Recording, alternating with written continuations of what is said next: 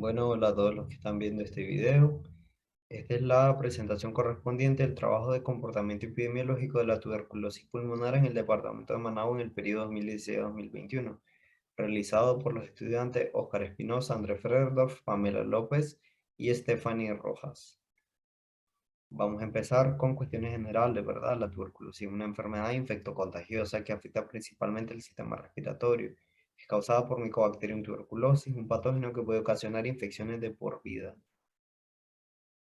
Tenemos aquí la cadena epidemiológica, el agente etiológico, ¿verdad? Es Mycobacterium tuberculosis, el reservorio es humano, la puerta de salida es por medio del sistema respiratorio, el modo de transmisión es por medio de gotículas, la puerta de entrada es la nariz o boca y el huésped susceptible es el humano sano. Este bacilo es un bacilo ácido alcohol resistente, es anaerobio e inmóvil y no forma esporas. La pared lipídica de este bacilo contiene abundantes ácidos micólicos, lo que le confiere esta resistencia contra desinfectantes, tinciones comunes de laboratorio e incluso antibióticos. Mycobacterium tuberculosis ingresa al ser humano por medio de las vías respiratorias y llega hasta los alvéolos pulmonares, donde estos van a fagocitarlo e intentar su destrucción, pero la bacteria va a inhibir la unión fagolisosómica y así escapar de la muerte intracelular. Como la infección continúa, aumenta el reclutamiento de macrófagos y su activación y de células inmunes, lo que termina en la formación de un granuloma. Este puede quedar cubierto de fibrina, lo que causaría una infección latente, y esta infección podría en un futuro, cuando el sistema inmune esté débil, podría aparecer y causar la enfermedad. Solo en el 10% de las personas es que la enfermedad se manifiesta, el 10% de los infectados. Las manifestaciones clínicas, esto es productivo y persistente, especialmente si ha durado más de 2 semanas, y si hay hemoptisis, la pérdida de apetito, la pérdida de peso, dolor torácico, fiebre, diaforesis nocturna y disnea. El diagnóstico se apoya entre grandes pilares: la detección de micobacterias en la muestra, que es teñida con Sil-Nielsen, o en el cultivo, pero este es muy tardado. La radiología, las lesiones se pueden ver en una radiografía muchas veces. Y la prueba de la tuberculina, aunque esta no es muy fiable por el hecho de que puede estar positiva en personas que han sido vacunadas con la BCG. El tratamiento es un tratamiento bastante largo y las normas y procedimientos con respecto a la tuberculosis en Nicaragua indica este tratamiento: isoniazida, rifampicina, piracinamida, streptomicina y etambutol. Y se hacen dosis de prueba durante 4 días, ¿verdad? Cuando hablamos de la historia de la tuberculosis, nos referimos al estudio de su presencia e impacto en las diferentes culturas a lo largo del tiempo. Tiempo que vamos a dividir en la antigüedad, siglo XVII, XVIII, XIX y XX.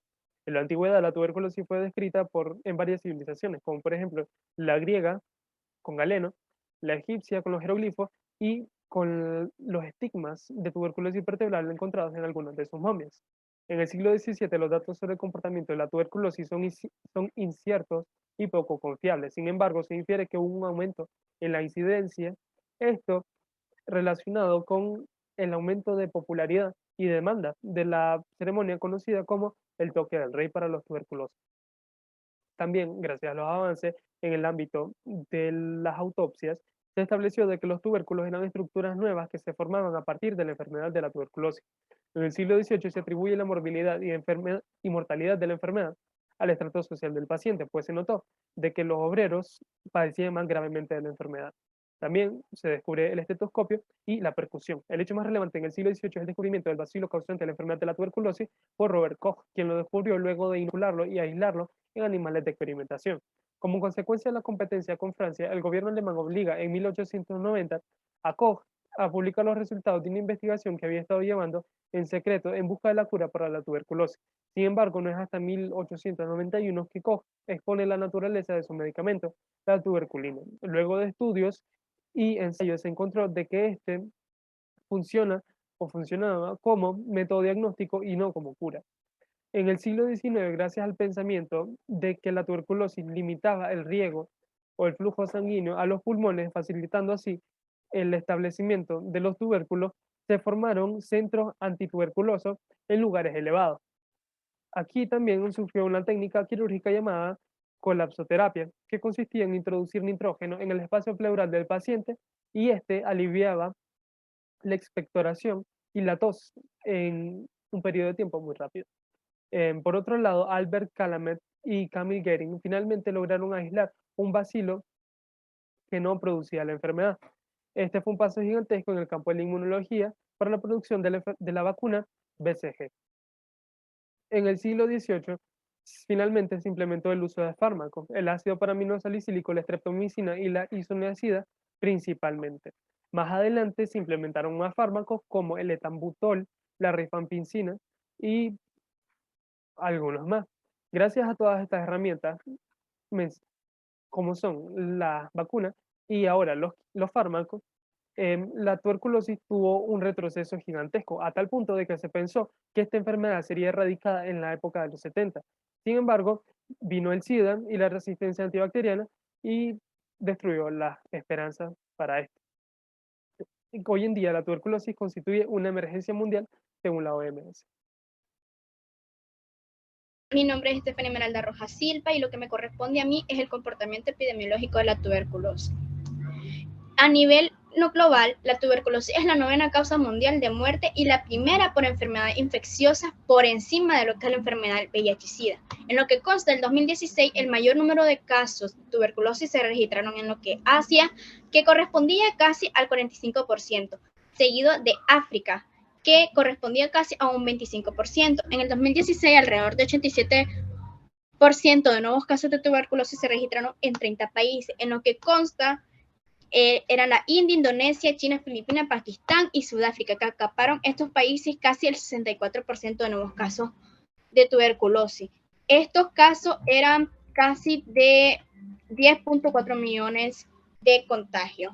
Ahora miraremos lo que es en el 2020, que enfermaron tuberculosis casi 9.9 millones de personas en todo el mundo, que en ellas eran 5.5 millones en hombres, 3.3 millones en mujeres y 1.1 millones de niños. La tuberculosis está presente en todos los países y grupos de edades, es curable y prevenible. En lo que consta la tuberculosis nacional es de que en el 2016 los nuevos casos eran de 2.208 contagios y fallecidos eran de 130. En lo que fue en el año 2017, los nuevos casos que ingresaron eran de 2.158 y fallecidos 116. En lo que es el año 2018, se contagiaron habían 2.001 casos y fallecieron 102. En el 2019, habían alrededor de 2.133 a 100 casos y actualmente en lo que es el año 2020 y 2021 se dieron de 1.600 y murieron de 63 a 80 personas. Lo que da a entender es de que la tuberculosis siempre ha sido un factor de contagio de primer instante en lo que es Nicaragua. Mi nombre es Pamela Oscar López Samson. Les voy a hablar sobre los programas de prevención de la tuberculosis a nivel nacional e internacional. A nivel internacional, en la lucha contra la tuberculosis se han abordado estrategias y medidas de prevención para evitar la incidencia de esta enfermedad. Entre ellas tenemos la prevención primaria, que es básicamente interrumpir la cadena de transmisión del enfermo con una persona sana, mediante el diagnóstico oportuno y concreta aplicación del tratamiento. La OMS recomienda ampliar la aplicación del tratamiento preventivo de esta enfermedad mediante la vacunación de la BCG. A nivel nacional, Nicaragua ha avanzado notoriamente en la detección temprana de la tuberculosis, en los métodos de prevención y protección de la salud a través de las políticas de gobierno. Dentro de estas acciones tenemos la prevención y control de la tuberculosis, la búsqueda activa de personas tosedoras de más de 14 días para exámenes del esputo, tratamiento completo y estrictamente supervisado a todo paciente diagnosticado y en la búsqueda de los casos de pacientes con resistencia a medicamentos diagnosticado. En la serie de actuaciones con el objetivo de reducir la transmisión de la tuberculosis tenemos las mejoras de infraestructura sanitaria, como la construcción y equipamiento de áreas multiuso en los centros urbanos. También tenemos fortalecimiento de laboratorios, que es la adquisición de equipamientos como refrigeradoras, termómetros digitales y de calidad de los resultados de los mismos. Y en las capacitaciones, la capacidad de la red de salud comunitaria, lo que ha permitido fortalecer la referencia de pacientes en las comunidades rurales hacia las mismas de la salud y correspondiente, y asimismo la capacitación del personal de salud. Gracias. Por último, tenemos la priorización del problema en salud y la propuesta del plan de intervención. Nosotros priorizamos el problema con el método de Anlon. Esto lo pueden pausar y pueden revisarlo al final según la votación y tomando en cuenta todos los criterios. Tenemos al abandono de tratamiento como el principal problema y la higiene en los hogares en segundo lugar. Entonces nuestras propuestas las hicimos en base a estos dos problemas. Uno es el seguimiento estricto del tratamiento tuberculoso. Entonces, esta propuesta supone un seguimiento al cumplimiento de los pacientes para el tratamiento contra la tuberculosis. Esto se debe realizar en puestos de salud, centros y hospitales, e incluso casa a casa, esto por el personal de salud. Pueden pausar si quieren el video y ahí pueden ver detalladamente la descripción, los objetivos, los elementos, la actividad y el financiamiento. La propuesta número 2 consiste en promover mejores medidas higiénico-sanitarias en hogares de bajos recursos y o hacinamiento.